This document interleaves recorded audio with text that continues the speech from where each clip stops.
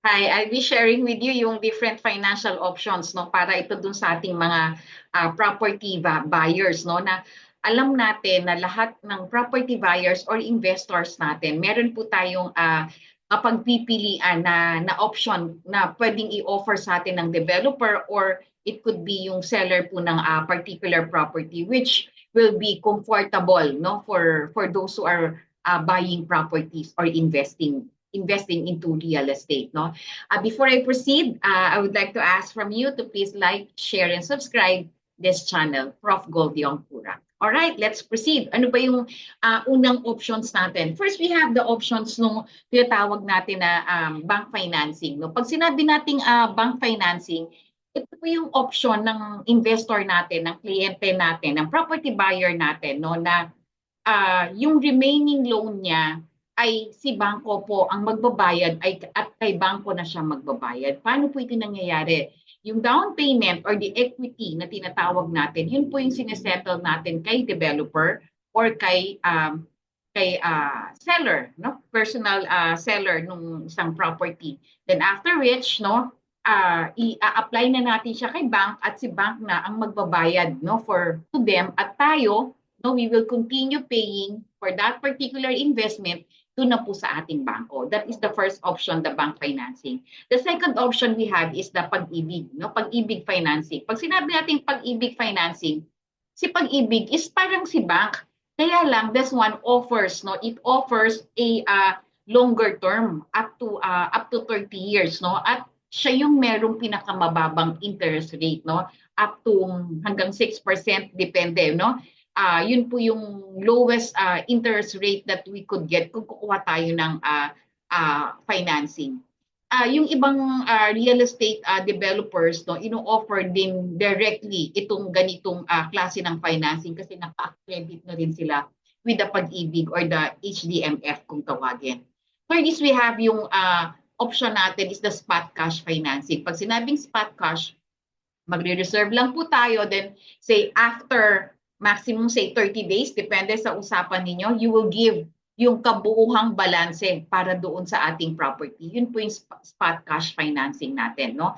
Ito, this particular type of financing, ito po yung nakakapag-haggle tayo ng magandang discount, no? Kasi that one is spot cash. So after paying the reservation fee, whatever the remaining balance, no, babayaran po natin kung ano po yung pag-aagrihan nating araw, no, number of days, no, say usually it's 30 days, no, once we say spot cash.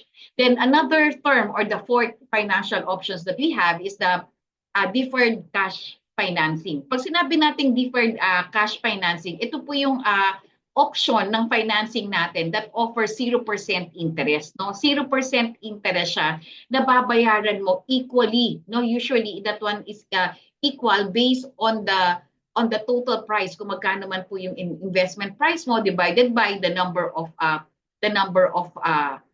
months or the given term na pinagkasunduan ninyo from the developer or the seller nung property. So depende po kung ano po yung mapagkakasunduan nyo when it comes to that. But that one is zero interest.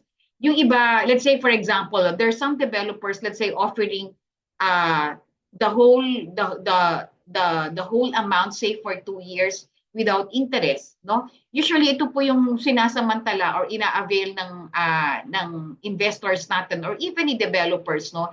Yung down payment period. Say for example, the down payment period is 2 years, no? Yung 2 years na yon, it would be best, no? It would be best na whatever nakakayanin natin na halaga for that time to pay it off, mas mabuti kasi wala pong interest yun, no? Depende sa offer ni developer. Then whatever the remaining balance, yun yung pinapasok nga either sa bangko or sa Pag-ibig o kung saan ka man possible.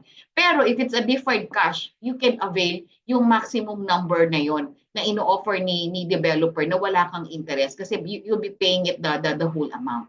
Okay?